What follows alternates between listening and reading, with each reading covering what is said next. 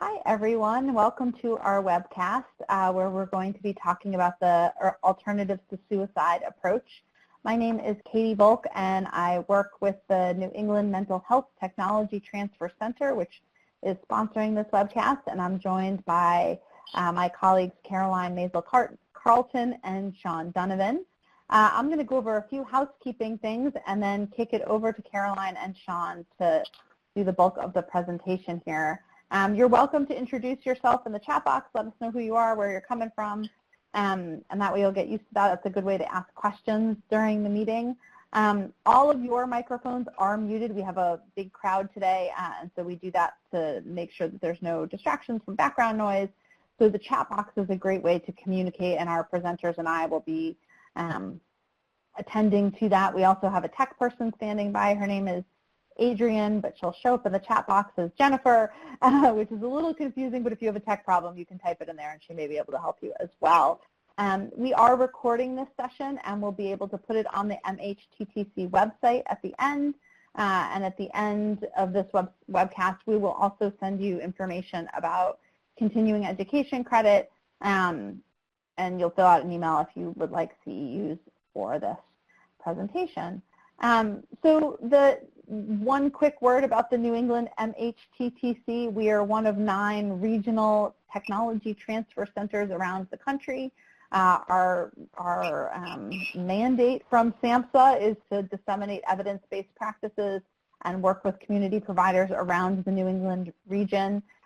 We work with the Yale Program for Recovery and Community Health in partnership with C4 Innovations, which is where I work, and also the Harvard University Department of Psychiatry and the Center for Educational Improvement, as well as many community partners around New England.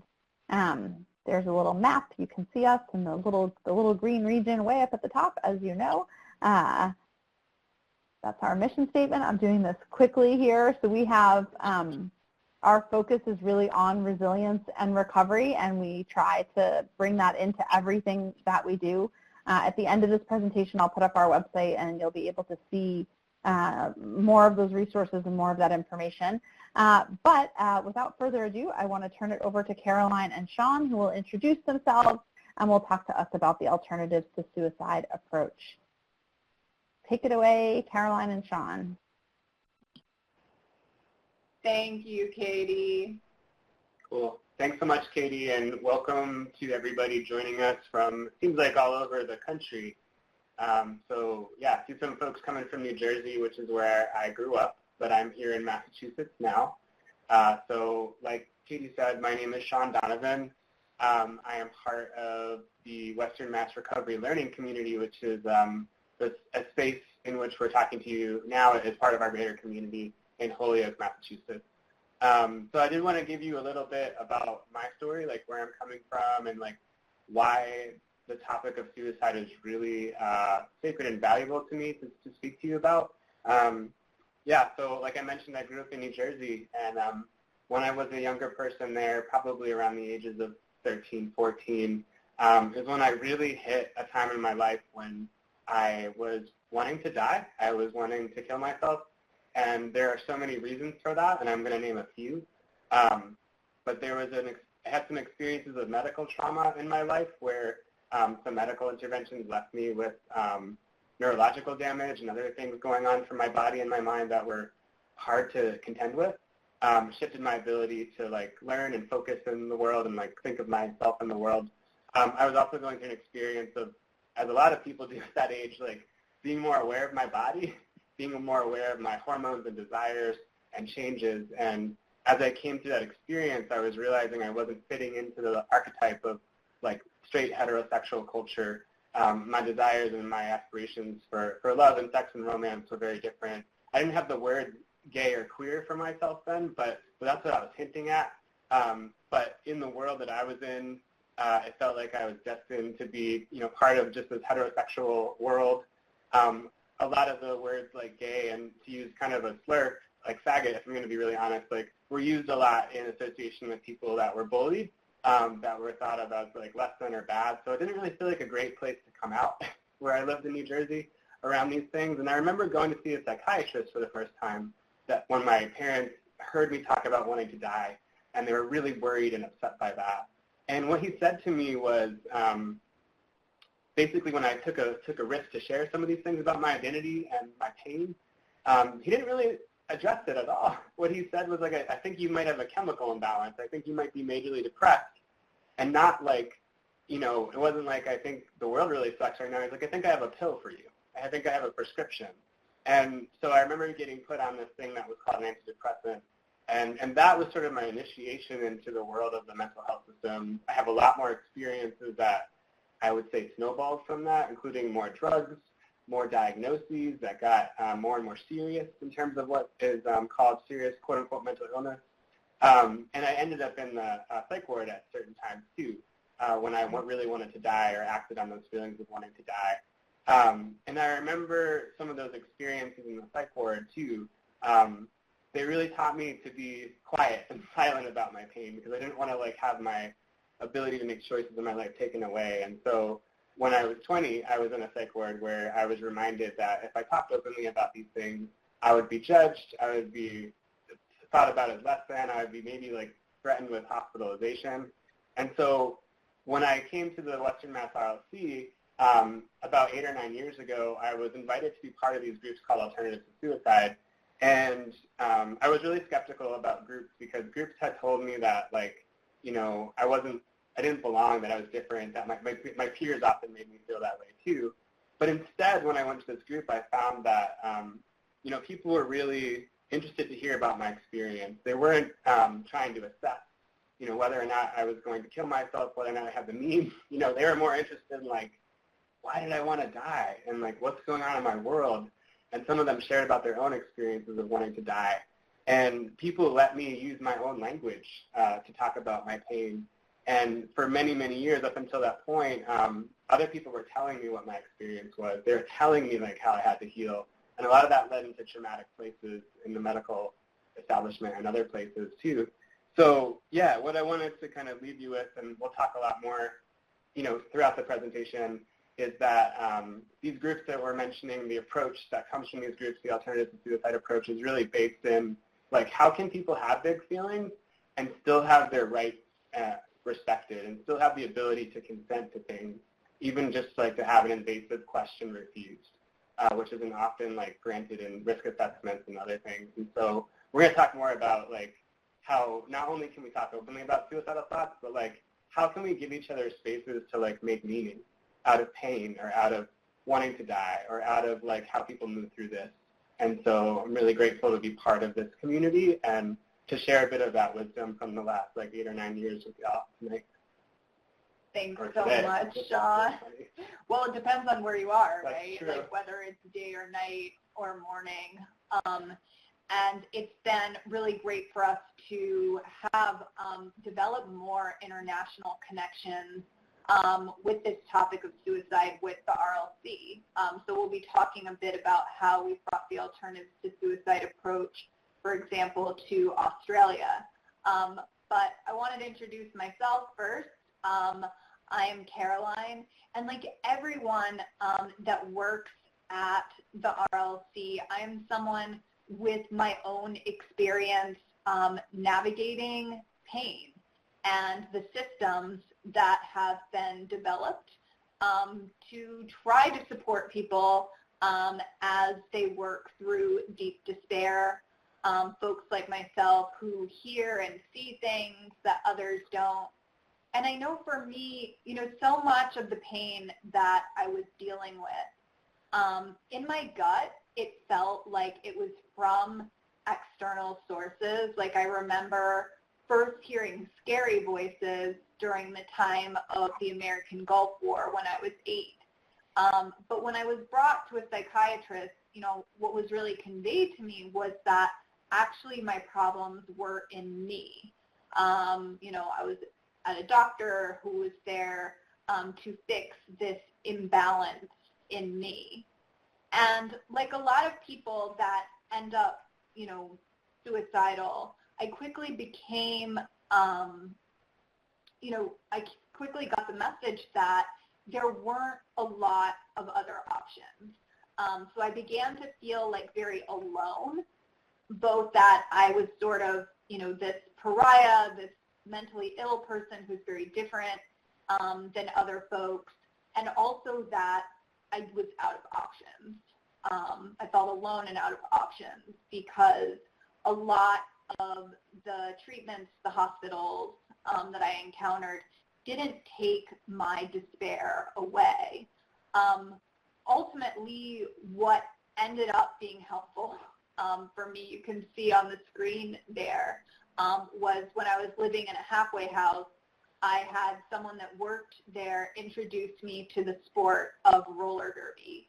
And I found a community where a lot of the things that I had been told are symptoms of my borderline personality disorder, a community where having a big persona, experiencing aggression, intensity, where those types of things are actually celebrated instead of pathologized. And finding that community outside of my group home, outside of the psychiatric hospitals, is what gave me the tools to live and also the desire to live. And so I became really excited to support other folks like myself, like all the people that I had met over the years in psychiatric institutions and facilities. I wanted to support other people to find their roller derby. I wanted to talk to folks about suicide and explore how, our desire to die is often just a desire for the life we're living to end and to look very different. So I started working in a peer role in the mental health system, both in the public and then the private world. But what I quickly discovered was folks didn't actually want me talking to people about suicide. That was considered to be this issue that was too serious or off the table. Certainly for someone in a peer role, even though I know a lot about suicide. I've, thought about it for most of my life and lived with it. And I remember one day that a woman I was supporting in the hospital ended up trying to kill herself by drinking poison that she had found in the art room. And I remember sitting with her and saying, why couldn't we talk about this? I didn't even know. I didn't even know that you were really suffering in this way. You never told me. And she looked right at me and she said, Caroline, I didn't talk to you about suicide because I know what would have happened if I did. I know that if I told you that I wanted to die, that you have to call the clinical beeper, someone would come, they would do a risk assessment, a safety contract, and honestly, I wanted to die because I didn't think I could stay in this hospital for another minute, and if I had told you, I would have just ended up being here longer. And so that really struck me. That was 8 years ago that I had that experience. And that was the experience that drove me to move actually 900 miles to start working at the Western Mass RLC, a place that was just beginning these groups called Alternatives to Suicide groups, where unlike in a peer role in North Carolina where I've been living, I wasn't allowed to facilitate groups and I wasn't allowed to talk about suicide. Here at the RLC, they were having these specific peer-run groups for people, facilitated by people that had their own experience with suicide. No clinicians present, where the very goal was to voice and explore suicidal thoughts. And so I have been doing that now. My RLC anniversary of starting this role and facilitating alternatives to suicide with Sean is tomorrow. It'll be 8 years. And I'm really excited to pass on what we've learned over the past 8 years utilizing a different approach to suicide than what we've encountered in the system, and hope that everyone here can take a piece of what we talk about and bring it into their own relationships and their own communities today. Cool. Thank you so much, Caroline. Yeah, I will mention too that from conversations in alternatives to suicide groups, including with Caroline, like I found some of my greatest survival skills that no hospital told me to use as coping strategies. And for me, that's playing loud music and playing a band. It's been a little harder in the time of COVID-19 to practice and play. But actually, the first band that I restarted as in my late 20s came from something you said, actually, like not saying affirmatively about yourself, but like you said, why do people treat me like I'm a chemical bag? And I was like, I love that name. Can I use that for a band? Or in some way. But yeah, so just to say that our groups, I'm going to get into the structure of our groups, but like we have a wide range of conversations in these groups around, you know, how we make sense of the world and, you know, what it means to be humans and the wildness that is the world. And I do want to mention that, you know, we're sharing a space pretty close together. You know, we developed early on in this quarantine that we would kind of be in each other's quote-unquote pod. So I do want to like acknowledge that COVID-19 is like a big deal, and seeing people like close together without masks might be strange. So I just want to like just address that. So like we've made that decision for each other, for ourselves and each other. So like, but yeah, but we wanted to do a role play or two for you. So we thought being in the same room might also be really helpful to really demonstrate what we're going to talk about after this. But yeah, like Caroline said, the first time that we ever did an alternative to suicide group together is about 8 years ago. However, the RLC has been doing these groups longer than that. You know, the first group started, I think, almost 10 years ago, 12 years ago. In fact, it was when we first got funded to do this. And I know I've heard stories from the people, our coworkers, who were really part of creating this initially, that there was a lot of fear, kind of something that Caroline already mentioned around bringing together a room full of suicidal people. People thought it was dangerous. People thought, you know, how could you do this without a professional? Even like later into our time getting funded to do these, when Caroline and I were facilitating, we had a clinical consultant who was asked to come and meet with us 4 times a year in case we couldn't handle it and needed support. We never needed him for support. He actually was a huge support of us, just saying, you know, like, y'all are doing a great job. Sometimes he would even have flyers for our groups to give to people he supported when he realized he couldn't go any further with the conversation without reporting to his supervisor, where he could say, these folks can have this conversation with you. So like, I just wanted to address that. But a lot of our initial funding and our continued funding comes from a place called Tapestry Health, which in Western Massachusetts is a group that really practices harm reduction and public health, like community-based health. So like you can go in there without insurance and get an STI test and get a checkup. You can exchange your dirty needles for clean ones if you're an injectable drug user. And so I think it's significant that we got our first start with these groups that can be challenging for people to think through, not from a mental health place, but from a place that practices harm reduction. And it's really like kind of in that spirit that we hold these groups too. Like not trying to dictate for people how they should live their lives, but giving a place where we can meet each other where we're at to navigate things that other people might judge as wrong or harmful, when in fact we're just trying to figure out how to survive. So I think that's really significant to me. One thing our group started as that we've moved away from was like having a time where people had to check in with a facilitator to see if they actually qualified for the group. We don't do that anymore.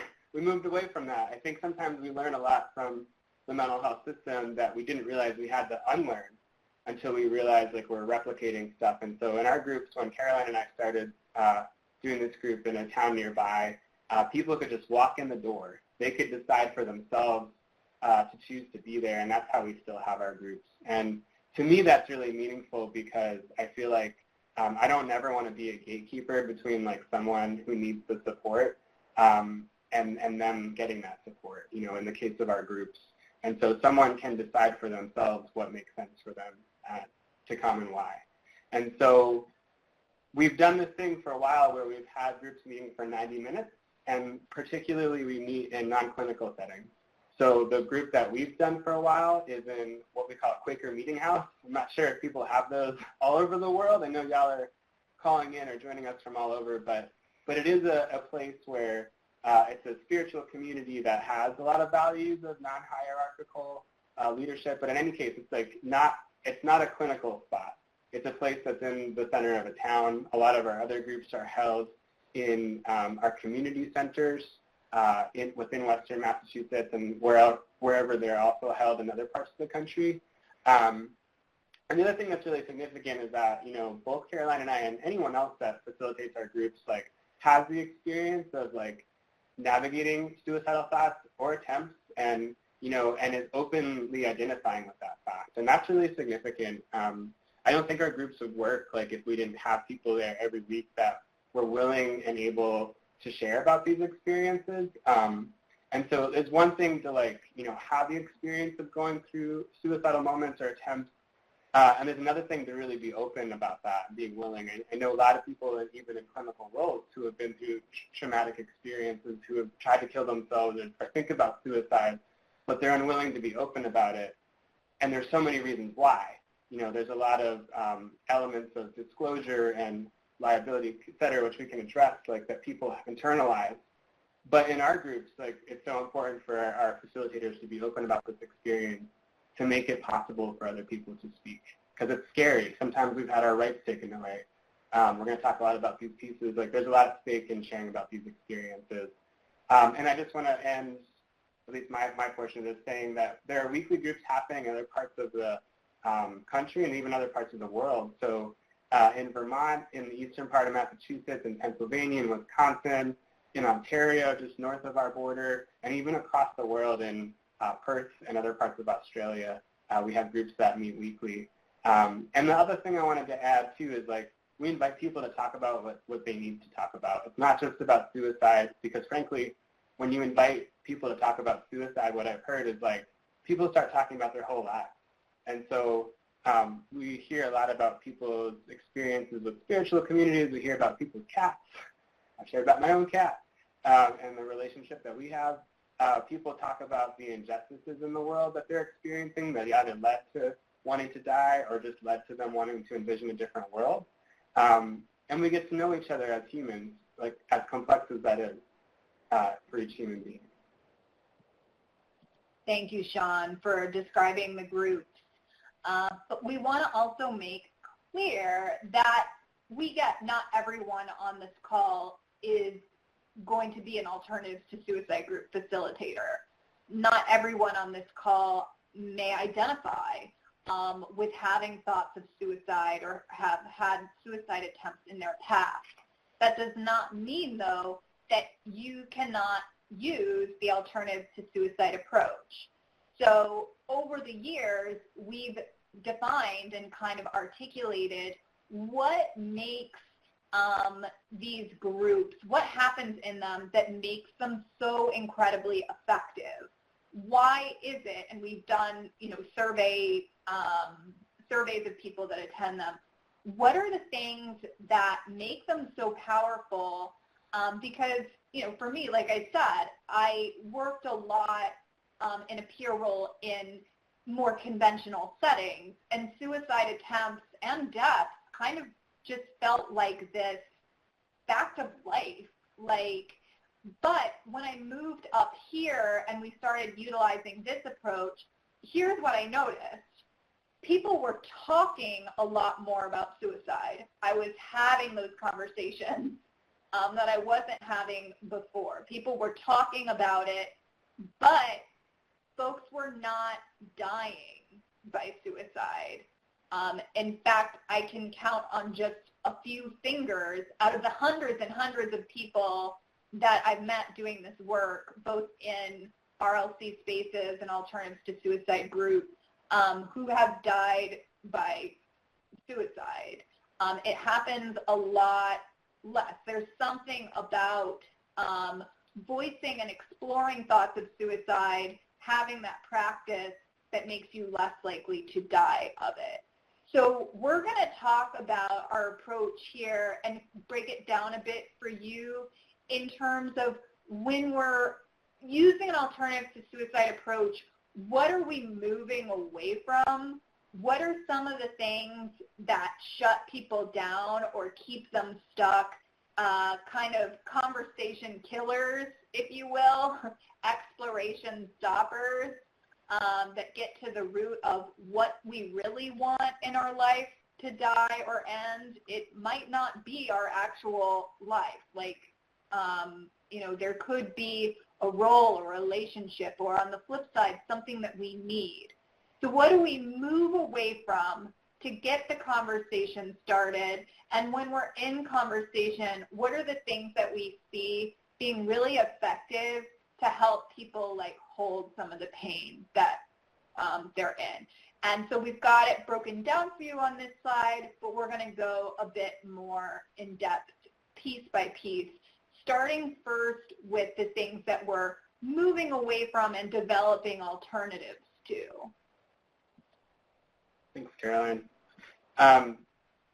So one of the first things we wanted to share about the difference is, when we're talking about our alternative to suicide approach, we're really talking about giving more space for dialogue, for conversation to happen. And I remember about 3.5 years ago when I had some really rough times, when I was really struggling with wanting to die. I felt like I couldn't handle my job and relationships, and I wasn't sleeping very well.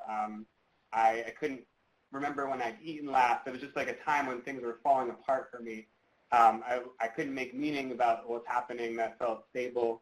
I remember ending up in a crisis center in Massachusetts, and what I experienced was something I'd experienced before, which was a risk assessment, which in that case was people, in this case a social worker, trying to get at whether or not I was a quote-unquote risk to myself or others when I talked about wanting to die.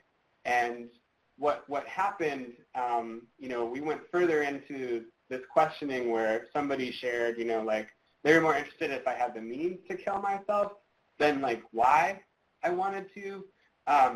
It went forward into also asking me really invasive questions about my potential childhood trauma and my substance use. And it almost felt like, I'm not saying this happens in every assessment, but it almost felt like I was being blamed for my pain. I didn't really get anything from this person about whether or not I could say no to these questions. And so I actually felt pretty bad, worse after this. And I'm not saying that's how it always goes. And I want to get into more what is a risk assessment too, but I just had this, I remember this experience of feeling like I really wanted people to help me sift through the mess that was in my head about why I wanted to die. And instead I felt really objectified.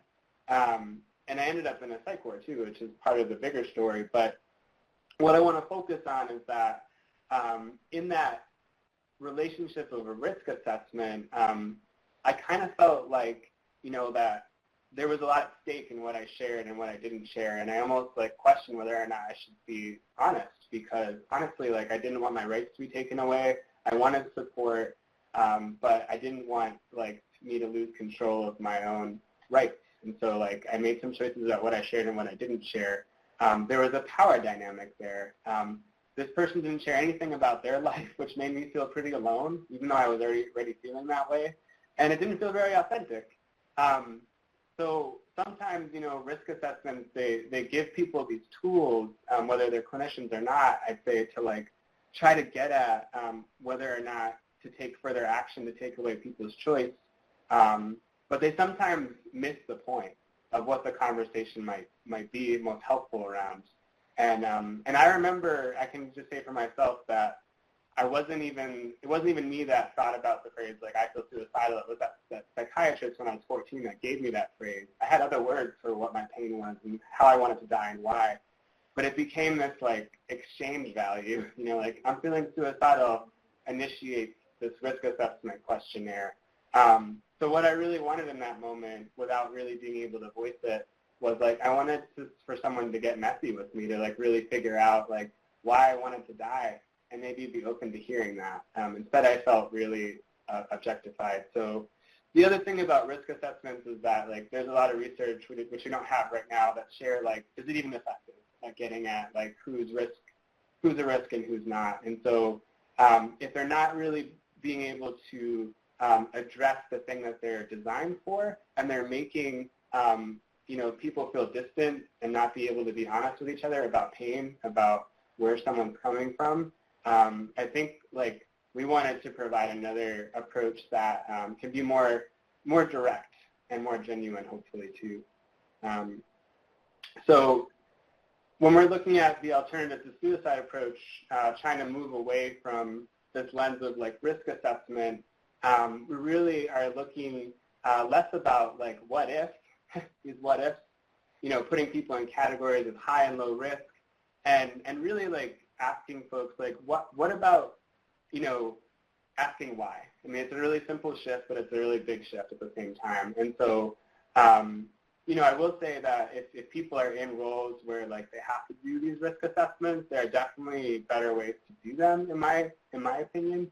And one of them, which has happened for me, is like when people can say like, I know these questions are really invasive. I'm really sorry I have to ask these. You can also say no to anything, and that's okay.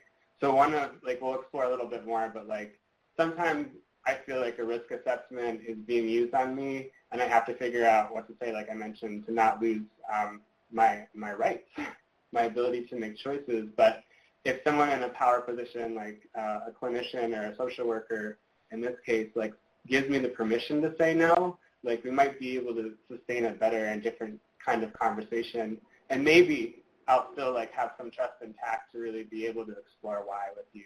And so what I want to get at is like how this approach can be used even in these clinical situations. But rather than focusing on the what if, like why not exploring the why? Thanks, Sean.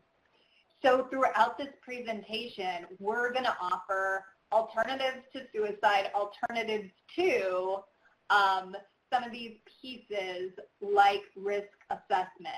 Risk assessments like the Columbia Suicide Severity Rating Scale, they have become such like a huge part of like even popular culture and TV shows that, they're almost embedded in a lot of non-clinical responses as well. So I've certainly, I've encountered people, suicide attempt survivors that have made like multiple attempts, have spent a lot of time inpatient after each attempt. And when I meet them, I hear that not once on that inpatient unit did anyone ever ask them why they want to die. They were repeatedly asked if they were still suicidal, and quickly learned that they needed to say yes in order to get out.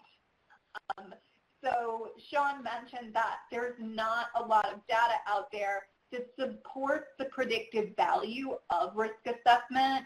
I think one of the reasons why they tend to be so bad at predicting behavior is that folks tend to lie.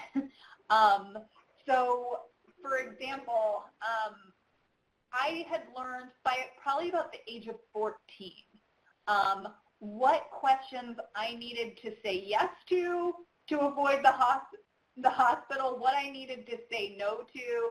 Like, I had basically learned how to respond to the assessment tool in order to get the consequences I want or didn't want.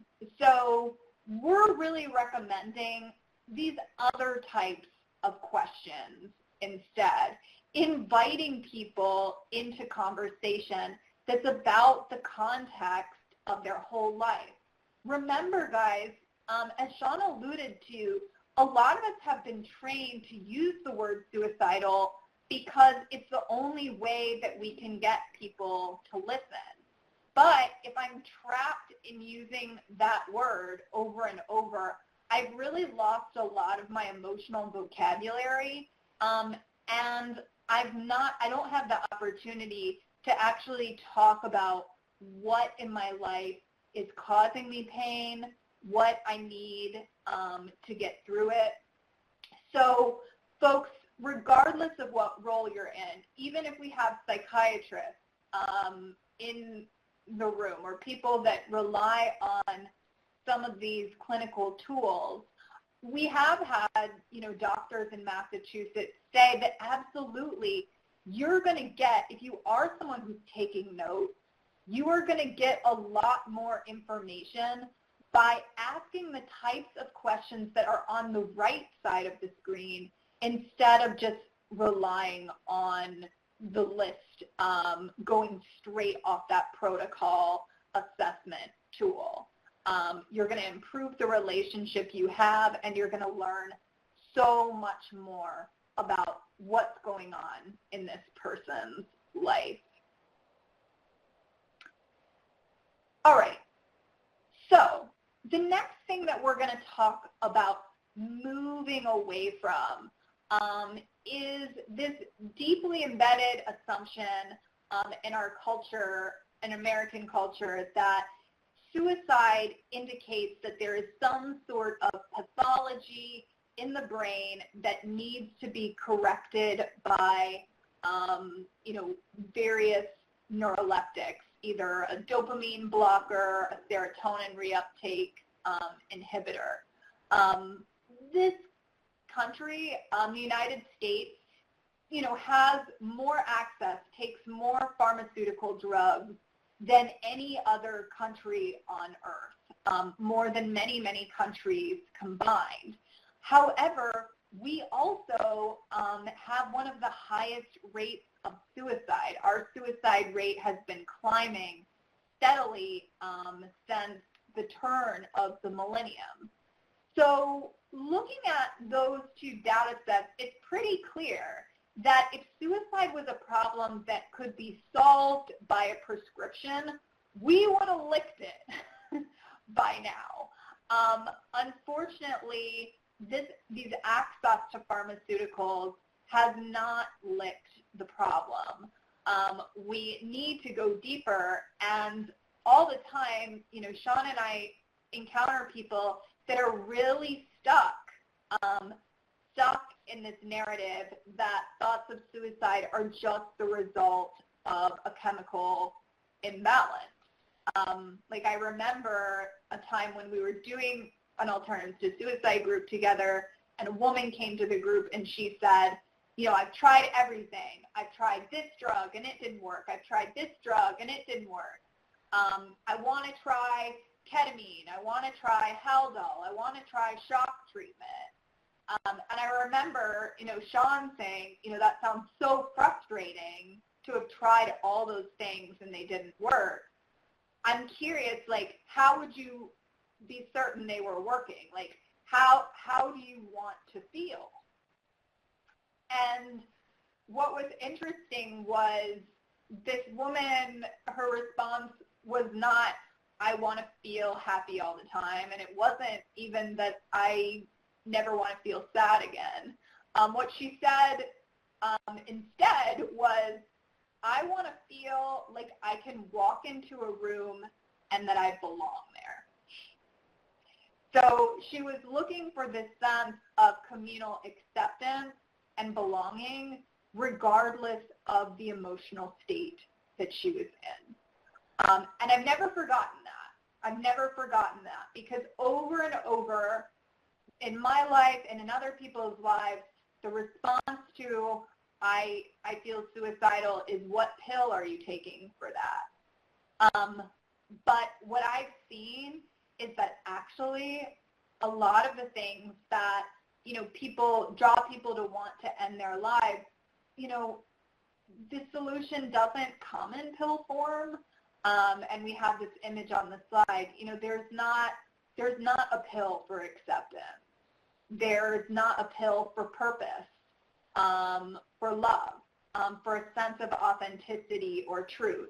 Pills don't provide those things, but luckily there are things such as human relationships that do. So we're going to keep moving on, and when we get to VCVC, really talk about how do we build these relationships.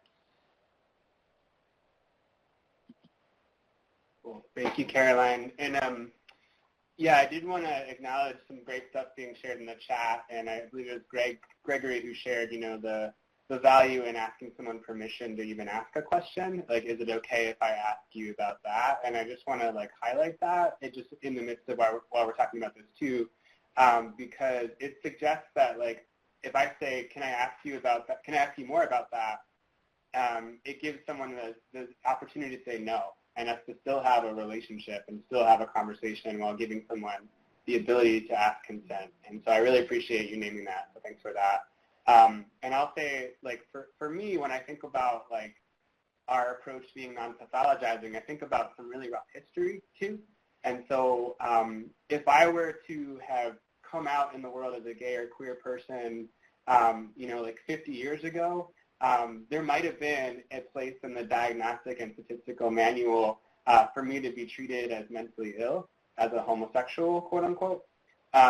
There was also, of course, a lot of, in the history of the queer community I'm a part of, where I know there was a lot of sort of more systemic violence and bigotry, even more than now, towards queer folk. And I think the DSM and psychiatry laid some foundations for that. And so there was a moment in the early 70s where homosexuality ceased to be a disorder. Somehow it just magically disappeared out of the DSM. Well, it didn't magically disappear. There were a lot of activists, both psychiatrists who were gay and then people in the community who said, the way that you're calling us deviant and inferior is allowing the greater bigotry of society to treat us like we're disposable. And we've been beaten up, we've been jailed, we've been called deviant, and you need to change this because there's no proof that this is a disorder. And that did change after this activism. And there has been shifts in a lot of diagnoses, which I'm not enough time to go into right now, but just to suggest that, we don't pathologize people in this approach because there's a lot of repercussions for that. You might be painting over someone's experience about real problems in the world, and also the language we have to pathologize is deeply embedded with racism and sexism and a lot of value judgments that really hurt people on the margins. And so I'm part of an LGBTQ support group weekly that I've been part of for 7 years, and recently one of our groups, which is mostly non-binary and trans folk, we were talking about the ways that a lot of us have been given psychiatric diagnoses that are pretty serious, like quote-unquote borderline or quote-unquote schizophrenia and quote-unquote bipolar. And we were talking about the ways that were given as proof of that being related to our queerness and the ways that we've tried to survive being misgendered or being treated with violence or being denied certain accommodations because of our queerness. And so I just want to put that out there that another reason we don't pathologize is because even some things that seem objective are not.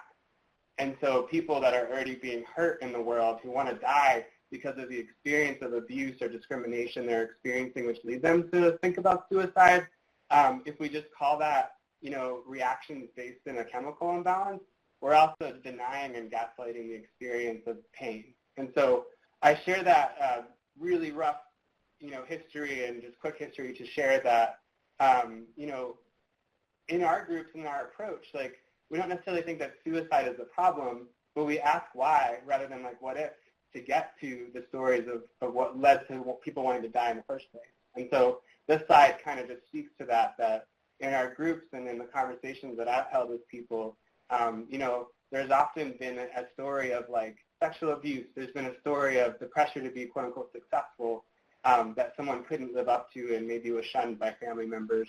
Experiences of shame, experiences of gender roles being upheld, and I meet a lot of people who are parents who have kids who struggle with suicidal thoughts, not because they're inherently there's anything wrong with them, but because they've experienced such struggle in the world, and they're so afraid to speak up about it because they risk losing their kids because of the way that our system is set up. Because rather than giving people support when people speak up about their pain, sometimes, especially if they have psych labels, they risk a lot of rights, including having their children, even if they're great parents.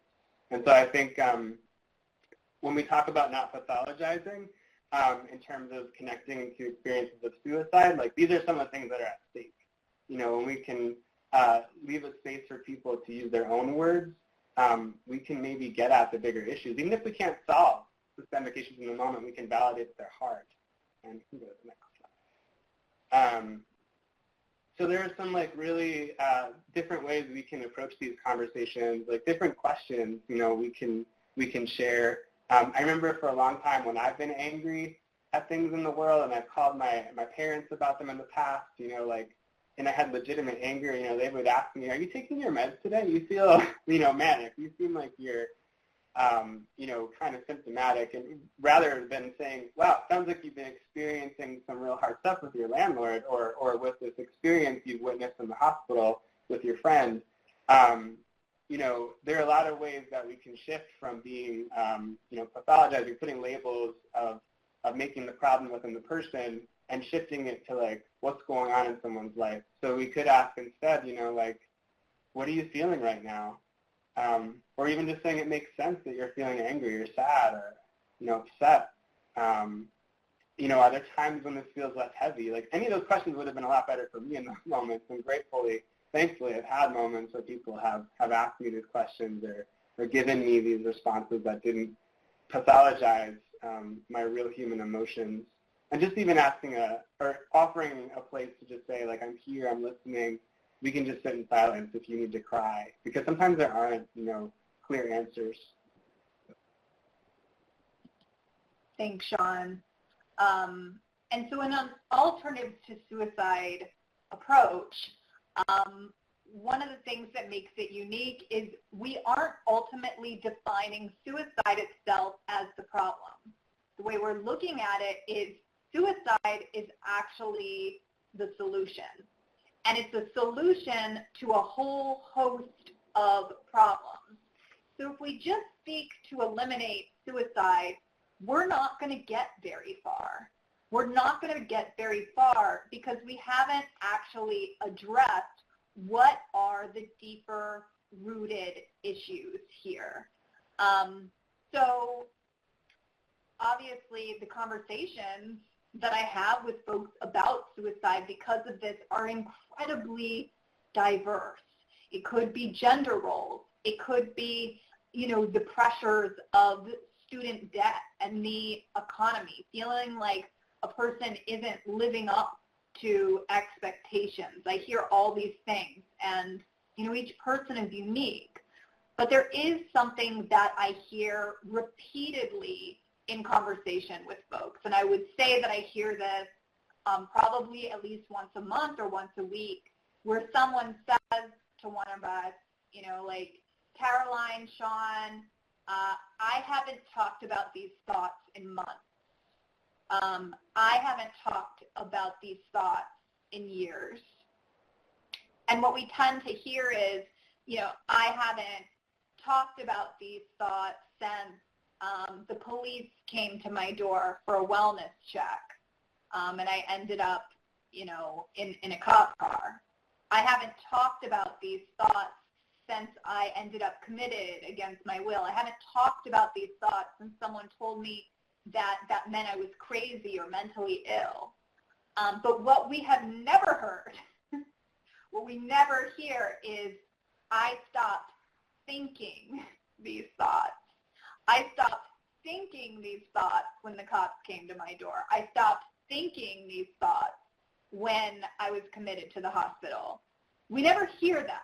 We just hear that the conversation about this thought has stopped and the person has started to hold them in isolation, completely alone. This is something that we do not want.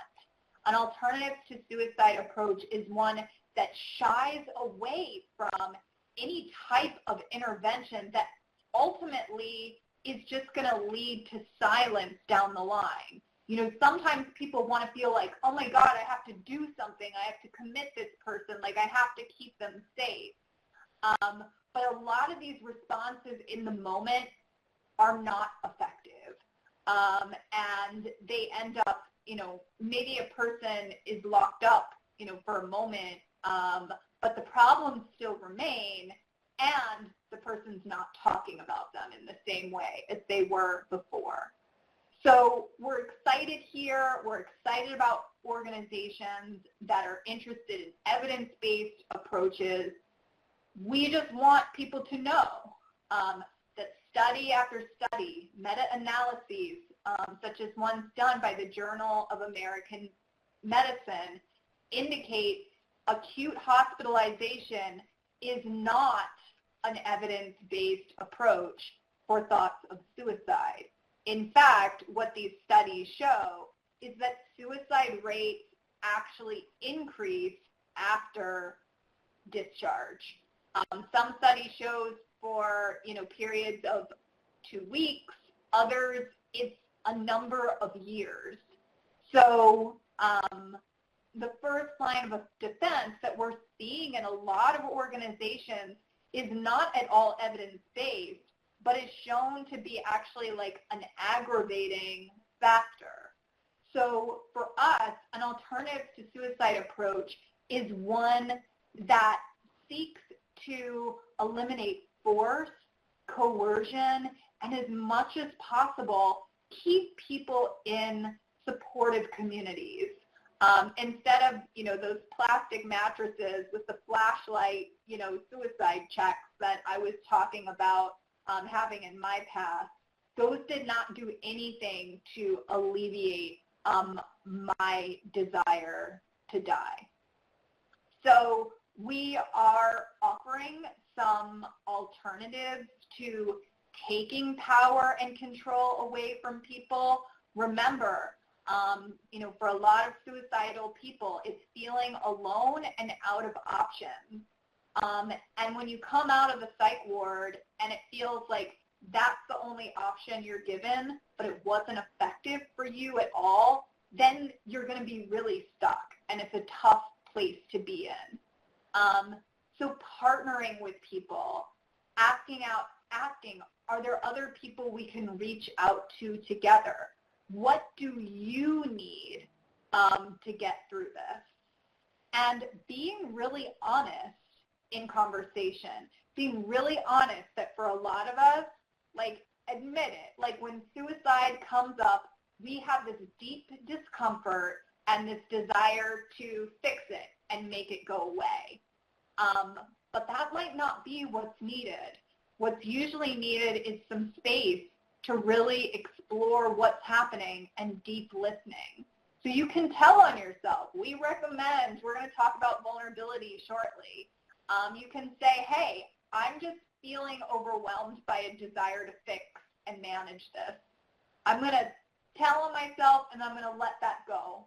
And I want to know from you, you're in such a tough place right now. How can I best be supportive for you right now? I'm here and I'm listening. So those indicators, that openness, instead of the rush to control, can be really important.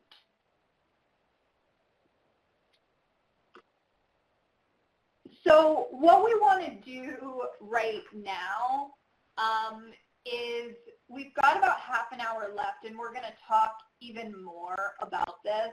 I do see a question in the chat box about how do we get someone who ghosts their counselors and social workers to open up completely through relationship building,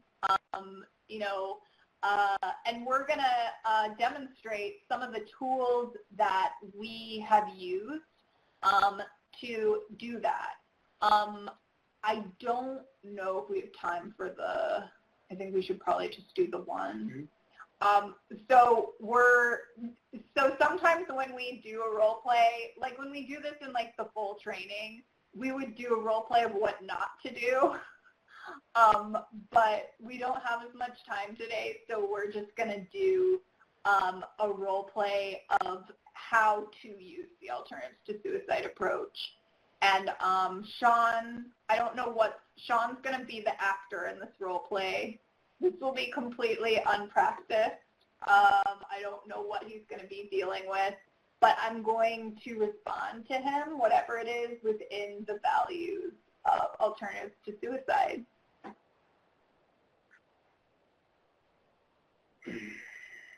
Hey, Sean. It's good to see you. Yeah, it's good to see you too. I don't think I'm like all here right now. Yeah, no, that's okay. We can just hang out if you want. Yeah, I mean, I appreciate that.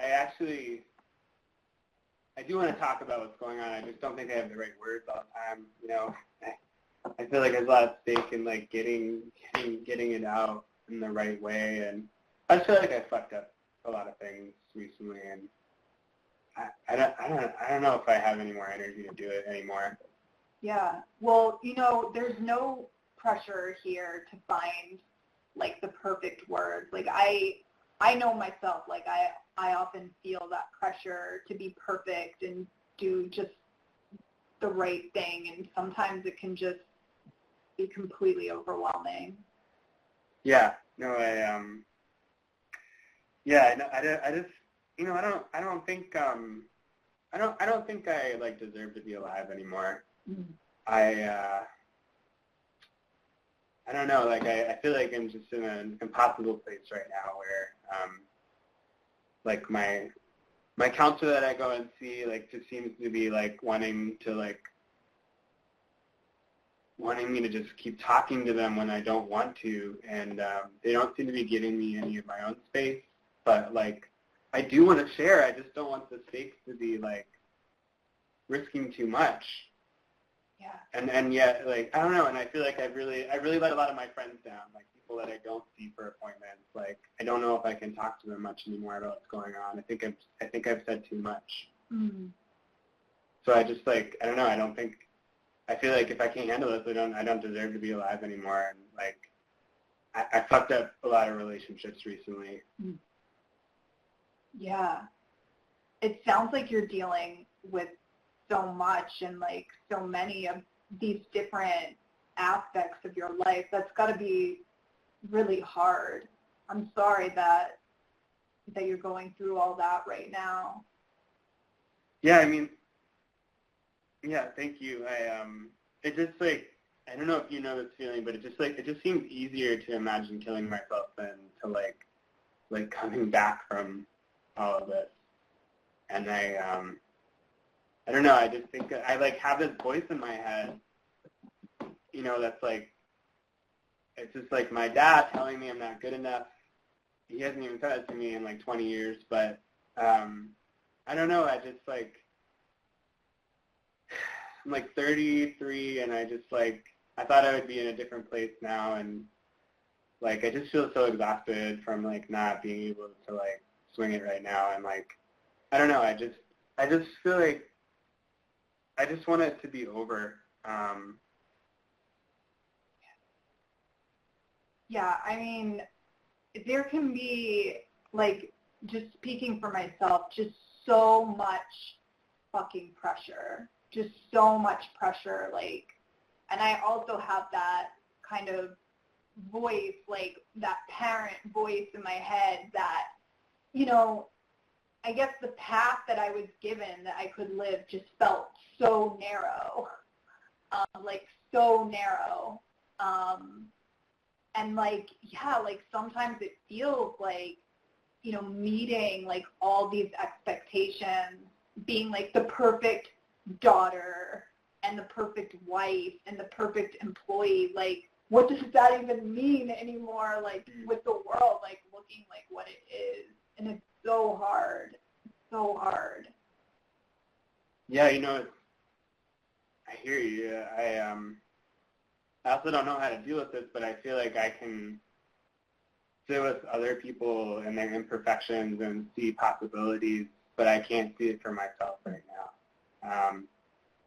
And I know there's like a disconnect there. Like I know, like I just had a breakup recently with a partner, and you know, it felt like a good decision, but then I felt like I lost a big part of my world, and I'm like, what the fuck do I do? And I had a fight with another friend, and I just feel like I might be losing my job soon. It just feels like there's so much, and like, life might look a lot different in a few months if I stay alive, and, like, I don't know how to hold out for that. Yeah. But yeah, I hear you. I feel like I just want to, like, break down. I just want to, like, kick down walls right now. Like, I don't know what that means, but, like, I want to kill myself, or I just want to, like, explode. Yeah.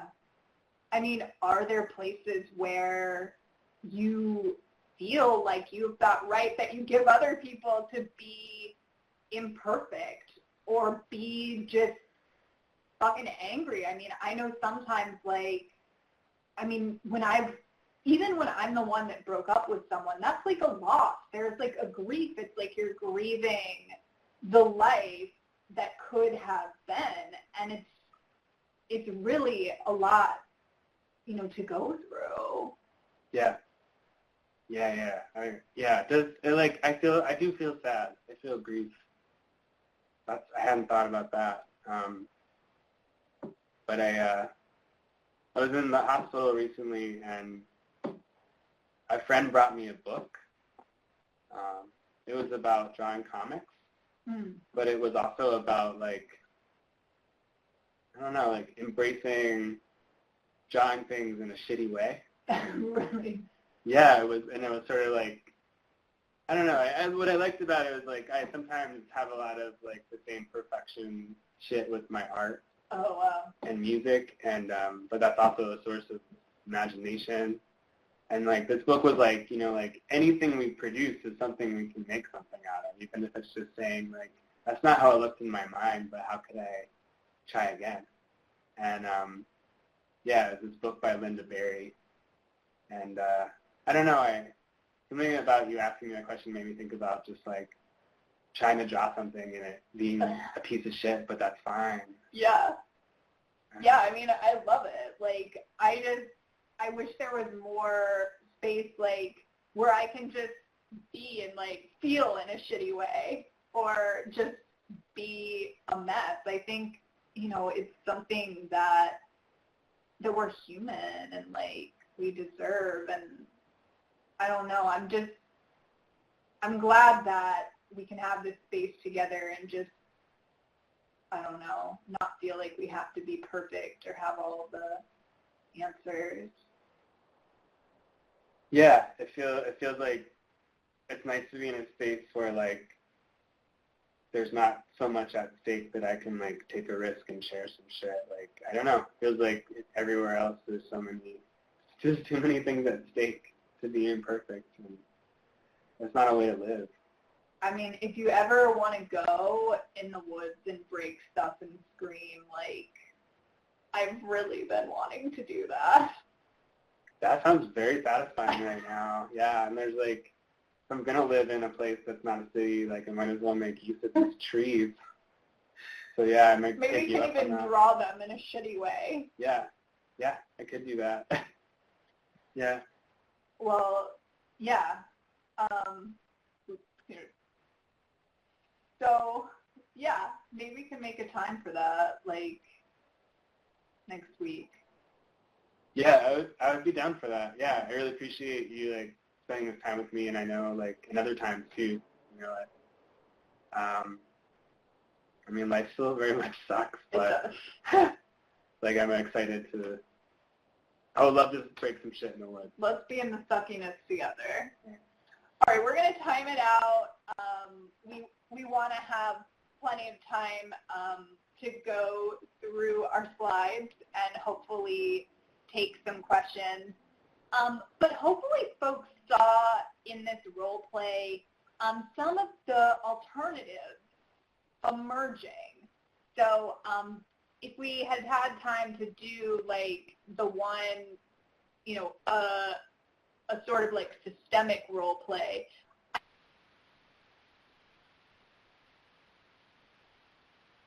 I might have jumped in to do a risk assessment of Sean or ask him if he wanted, you know, to look at a med change. And the conversation we had was not, like, super long, but we still got to hear so much more about Sean's story and, you know, what he was going through than if we had gone down some of those other assessing, like, quick fix routes. How was it for you, like, as someone in the conversation? Well, in my role, like, you had said that we can just sit here when I said I didn't know if I had the words, and if we had more, if we weren't in a webinar, you know, and we were doing this, we might have sat in silence for a while, like we do that for each other, you know. Just I wanted to acknowledge that. So that felt good. It also felt good to be not like pumped for information in that same way. You know, like I think I had mentioned in my role play, like I had a counselor I was seeing, but like it almost felt like they were trying to pump me for information. So I didn't feel like the trust was there. And I said that intentionally because of the chat comment, to be honest, because I think that like what we were doing in this role play was like giving each other space to build trust. Mm-hmm. And that's a huge part, I think, of what I expect from a counselor too. Like trust is not given, trust is built. And so, so yeah, in this role play, like I felt like I was getting space to figure things out when I felt really confused, and you gave me that. Awesome. Yeah, I'm taking a class right now that's facilitated by counselors who are also indigenous, both to this land, but some of the teachers are from New Zealand and other places. And there was a phrase they used in the class recently, someone indigenous to the American Southwest, of slow medicine, that in their culture, healing is looked at as sort of this process that doesn't happen instantly, but we can always begin to sort of build the relationship. And, you know, there's this urgency that occurs like a lot in the system, this urgency to contain or treat or assess. But sometimes in that urgency, we're working at cross purposes because no relationship gets built. And so my focus in this conversation was to connect with Sean, and then you saw, like, you know, looking for potential opportunities to reconnect, and looking for the language that Sean identified with, like shitty drawings. I thought that was really awesome and a powerful conversation to have that has a lot of parallels to, like, you know, stuff that he was dealing with relationship pressures. Cool. So what we're going to do now is talk just briefly about VC. Again, in one of our longer trainings, we would spend a lot more time. You all would get to practice this stuff, but we want to give a taste of kind of what we do instead of some of the pieces, the more systemic protocol-based approaches. Our goal is connection, and you know, one time I did a training and someone like sent me an angry email and they were like, Caroline, I spent 3 days with you and you still didn't tell me what I'm supposed to say to someone that is suicidal. And so I kind of like in a rage almost, like made an acronym for what we had gone over in the training, and it has kind of stuck because like people like acronyms. So our acronym here is VC. It doesn't spell anything, but it kind of has a pattern, so we hope it's easy to remember. VC is not always linear, and we're going to look at that hopefully, but these are important elements to use in conversation. So the first V stands for validation. A lot of time with folks that are suicidal, there is not a lot of validation. There's more of this freak out that's like, oh my God, you shouldn't feel that way, or I need to make this go away.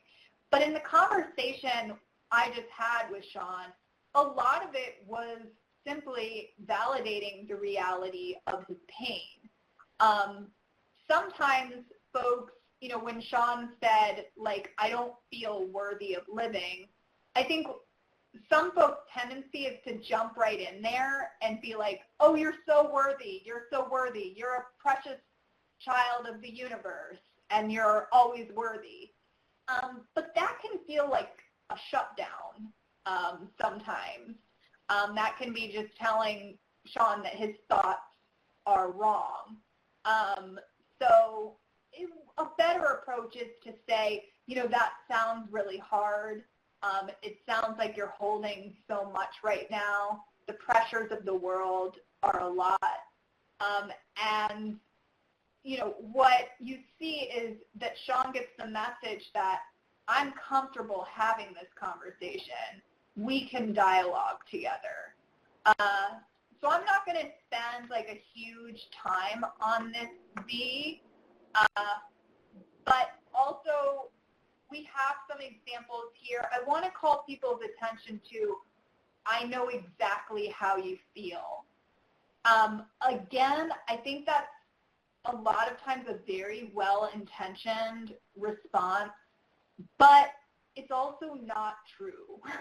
You do not know exactly how another person feels. And when you say that, it might also feel like it's kind of like closing the book on the conversation instead of being willing to listen and explore more about what Sean in this case was actually experiencing. So I may have felt worthless before, but likely, it might be for different reasons. So, I can share my experience, but we don't recommend saying, I know exactly how you feel. We've seen that backfire. Yeah, and another thing that we've made reference to is, in conversations where we're trying to use this approach, we can be curious about why someone wants to die, instead of jumping to assess and, divide into categories of high and low risk. We can instead, hold some open-ended questions in our conversations. And I do want to, reach back to what I mentioned earlier, which is, asking if it's okay to ask these questions, or you can say no, I think is a great way to weave, consent into these as well, because I feel like curiosity is a really valuable and amazing tool and engine for these conversations, but we're not trying to suggest that you have access to information that someone might not want to share. That being said, I know that in my life when I've wanted to die and people have asked questions to, genuinely understand, it's been life-saving for me. So some of the questions, that have come up in my life that have been really powerful, was even is there something that you need in your life to get through this? And so when someone had asked me that, when it came out of the flow of our conversation in a way that made sense, we're not suggesting these as another checklist, of course, this VCBC thing. These are about context and relationship. When I shared something about how I wanted to die and why that made that question relevant, it made me think about, what I might have within my my spiritual frameworks of the world, or what I might have in my life that could get me through this moment. Because a lot of the time when I'm sharing about wanting to die, I'm in a paradox where I'm thinking about that I want to die, but I'm also still alive talking to someone. I can't speak for everybody in every situation about why they want to die, but some of these questions allow for that paradox to be held rather than to be acted upon as force. And so someone might, you might ask someone in these places, what makes you feel strong? Or even simply what's going on, to get at maybe what that person wants to share. In our groups, we've had people talk about cats a lot, and family members, but especially cats for some reason. Are there any people or animals in your life you still feel close to? Some people say, I would die, but then who would take care of my cat? I am above all a cat steward, and I need to be around for that. And so sometimes that holds a lot of deep meaning for folks. You'll get that out of your relationships and your context. And this is a graphic that our director and our friend Sarah Davidow has made. to show that when someone says they're suicidal, it could be because of all these different things that are happening in that cluster on the left side of the screen, where someone might feel really stuck and hopeless. That's a way, as Caroline mentioned earlier, that someone actually stops and listens if I say this word suicidal. Like, I've been trained to suggest that no one else will listen to me unless I say this, or I'm angry or venting. And this diagram is meant to suggest, too, that sometimes when people say, when I've said, I feel suicidal, you know, like, it might not have meant that I actually want to kill myself, but it might. But these are some examples of why we might say it when we're not wanting to die. You know, like, I'm having big emotions I can't describe, and, like, psychiatry has forced me to think about only this word. You know, like, there's so many other words that we talk about in our trainings for, like, what this could mean. On the other hand, someone might be thinking of killing themselves, and we've kind of spoken to this about, like, you know, it has spiritual meaning to die. Like, maybe I'll be meeting an ancestor or, like, a friend in the beyond, whatever that looks like for someone, or I feel unbearable shame. What we're suggesting in this graphic is that when you hold respectful curiosity as part of a conversation, you'll be able to go down these pathways together with someone a lot differently than if you just use the risk assessment tool. You might be able to get at these contexts and support someone in a more relevant way, therefore, because the curiosity led you there. Thanks, Sean. So, vulnerability, getting real. This is the moment where we ask you, regardless of the role you're in. I know we're in a wide variety of roles here, not only people in peer roles, but to really think about how can you bring some vulnerability, some authenticity into these interactions. You know, I've had clinicians say, I just can't do that. Like, I have to remain professional. I have to have, you know, make sure I have this veneer. But, you know, what I'll say is, like, if someone is literally, like, considering ending their life, you know, what's the harm in being a little bit real? You saw in the role play, I did not say that I myself had felt suicidal, but I was talking about societal pressures. And, you know, also, as you saw in the role play, a well-placed F-bomb can be incredibly healing. I'm just going to say that.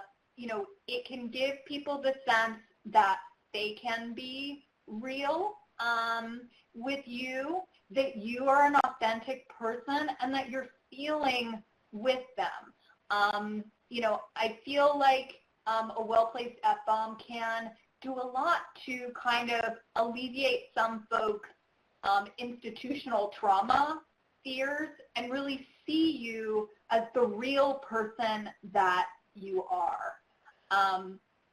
So I also want to talk about vulnerability and emphasize that we have had clinicians attend alternatives to suicide groups and be very honest and say, we've had a couple clinicians, now both of them moved out of the area, but we've had clinicians die by suicide.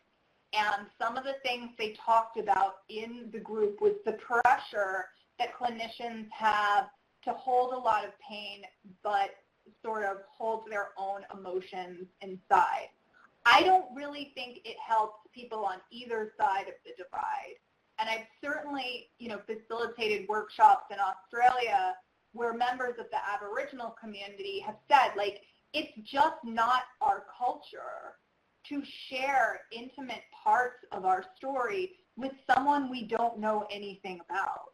It's just not how culturally relationships work. And I think that there's a lot of us where it does feel foreign to talk about our deepest fears, shame, traumas with someone we don't know anyone about. Being vulnerable also means being upfront about any limitations. We don't recommend saying to someone, I can stay with you all night if it's not true. don't say, like, you can call me anytime if you're honestly not available. We recommend honesty and saying things like, I really want to be with you, but I have to pick up my kid, or I have to, feed my cat, and I have this much time, and I'm just wondering, like, who else could we reach out to together, because I don't want you to have to hold all this alone, but I'm not the one that can be with you at this time. I'll be available again at this time. So this is not an approach where we're asking people to wear a mask or to be dishonest. In fact, we've seen over and over those types of things backfire. Over and over, people come to our groups and say, like, I can't talk about this with my therapist. I can't be real with them. They're not real with me. There's only a few topics that are really feel on the table in that relationship. And we think that it does not have to be that way. Yeah, and I really love that someone in the chat has spoken to the value of curiosity entering these conversations, especially in agencies and clinics, because it might, humanize these conversations more. And I agree, it brings people's human experience into that. And so another thing I wanted to use that comment to think about is, like, how are we as supporters in this case, people who are going through these extreme moments, being able to, support people to be connected to larger communities or supports, in our roles, whether you work in a clinic or it's peer support, it's a friend.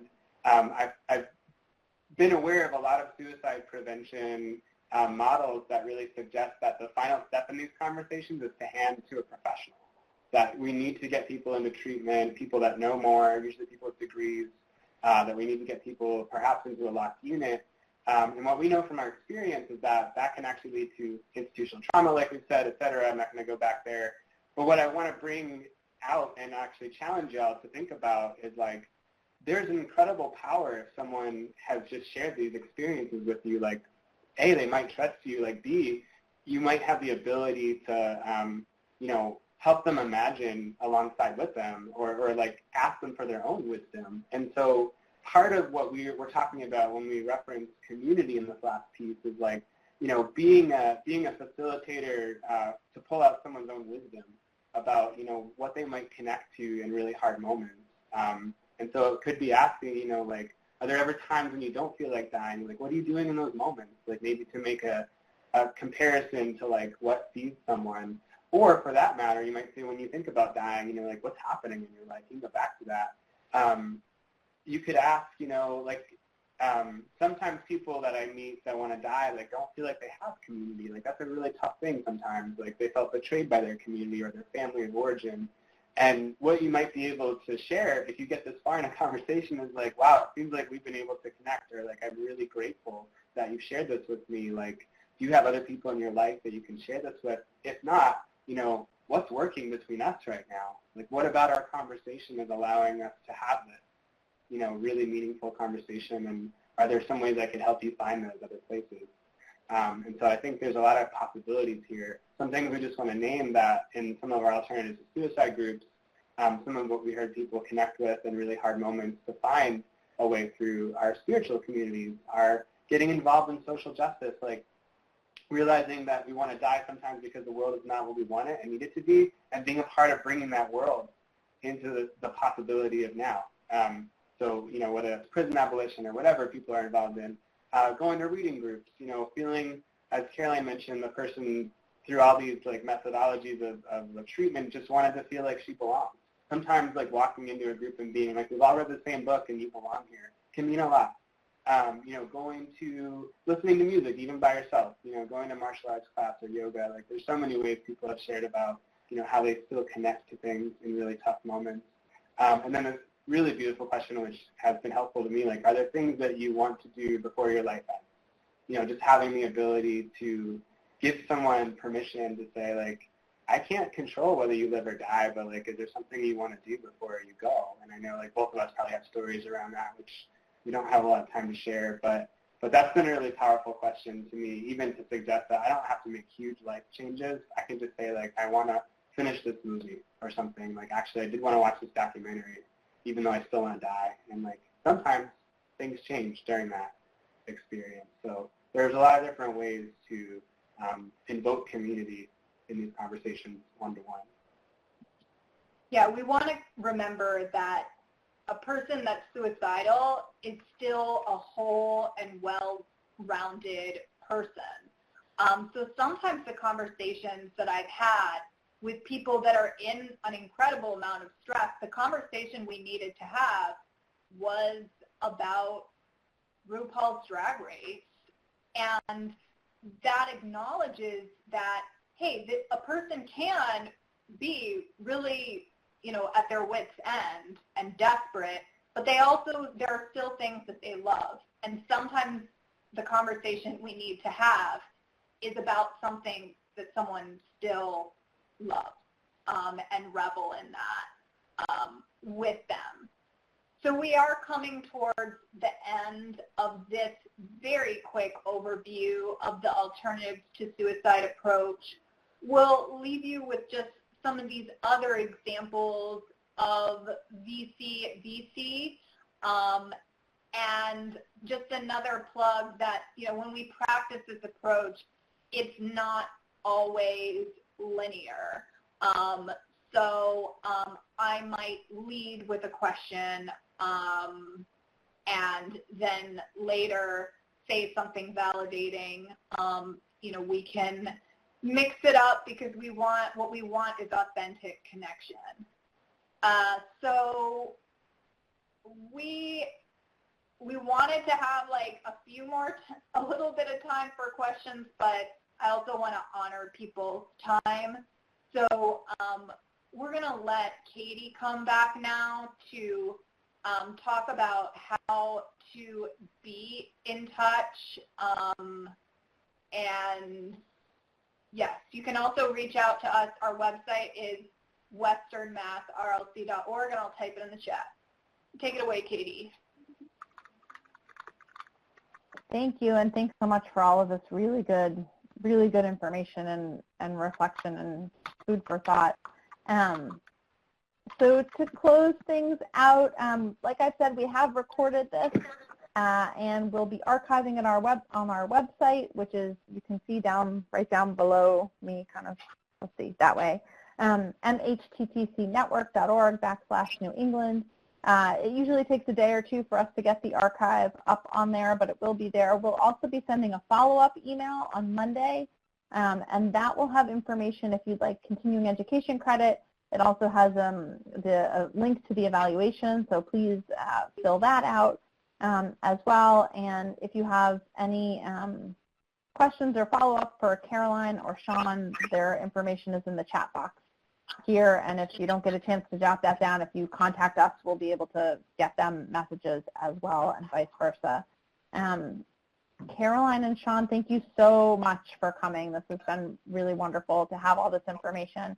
The last thing I'll say is that we are doing another webcast with Western Mass RLC in a couple of weeks on trauma specifically and suicide. So that information is on our newsletters, and you'll see that coming out. And we can hang out for a minute or two here. I'm going to put up our contact information. There's their contact information. We'll hang out for a minute or two here, and hope everybody has a wonderful weekend. I'm seeing questions in the chat box. Christine, in order to get a certificate for this session, you'll get an email on Monday. Fill that out, and then we'll send you a certificate.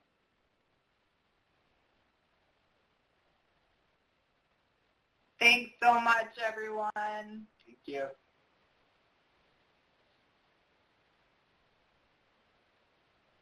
Hi, Chaku. Thank you for your kind words.